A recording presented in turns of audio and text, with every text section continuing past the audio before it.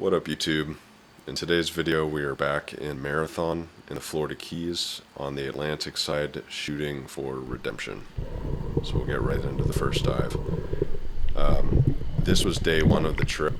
When we got into Marathon, I actually bought a brand new Speargun, and this is my first ever drop with it. So we're in 60 feet, I go down 30, 40 feet, and I'm thinking I'm just going to level out, test fire this gun, see what it's all about. And I cannot make this up. A massive king mackerel comes in and gives me the easiest shot ever. I have never shot a fish this big, but I am was not expecting that at all. What a day. Swim up to the surface. There was a little bit of current where we were at, and I was actually in the water by myself at this point, so I didn't have a dive buddy. I shoot this fish, he's spooling me. He pulled me through the water a little bit. There was current, so I'm like, I'm going to swim over to the float line. I've got a tuna clip on my weight belt, and I think I'm being smart. I'm like, yeah, you can see how much line he's taking. I'm like, I'm gonna clip myself to the float line so I don't have to fight the current, which in theory is not a terrible idea. The problem is you only have one free hand. So this thing that you thought about in your head as working really, really well when you're actually trying to do it, let's just say it was a bit of a struggle for me. I'm over here fumbling with the line and everything. The crazy thing about this, so we're in about 60 here, and I can see the bottom, and I think you can make it out of the video too. So as far as I'm concerned, there's at least 60-foot visibility, and when I look back at the fish, like this super big shiny fish, I can't see him, so to me that tells me alright, he's probably at least 60 feet away. So you see, this is where I finally figure out, what if I just hold the spear gun between my legs while I clip myself to the float line, and then I can sit here and actually hand crank this fish in. I also learned spear guns are not like fishing poles. It's not a smooth reeling action like I imagined it would be. It was my forearm was on fire. I think this fish took 5 minutes to bring in probably, which doesn't seem like a very long time, but when you've never cranked a fish that big before on a spear gun, it was work. So this is when I pull it in, and at this point I knew it was a big fish, but I didn't know how big it was.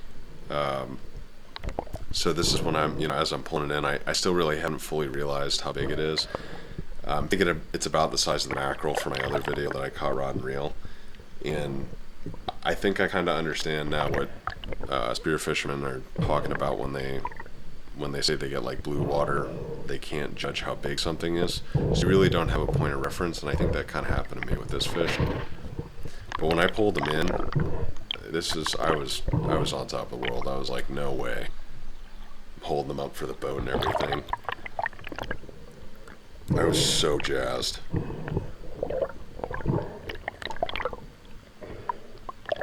Here I'm just braining and bleeding him. I actually almost stabbed my hand doing this. I didn't realize how soft the head of a Spanish mackerel, or a king mackerel is.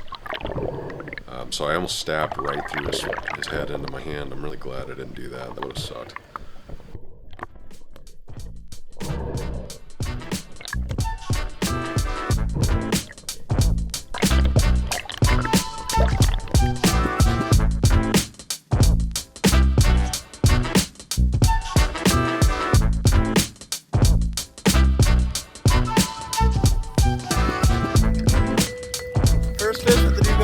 You like it? Yeah. So, amidst all the chaos, I disconnected my shooting line from my reel line to pull it through the fish, and after I did that, I let go of the shooting line and I picked up the fish, and I was all excited, and then I realized that, my spear's still in the water. So I dropped that down to 60 feet. So this is actually the recovery dive to go get it. And I'm like, you know what? I'm going to take my time. 60 feet is really deep for me. I normally dive in 30 feet, so this is a step up for me. And I'm going to be real careful. I'm like, I'll bring a spear gun just in case I see another fish.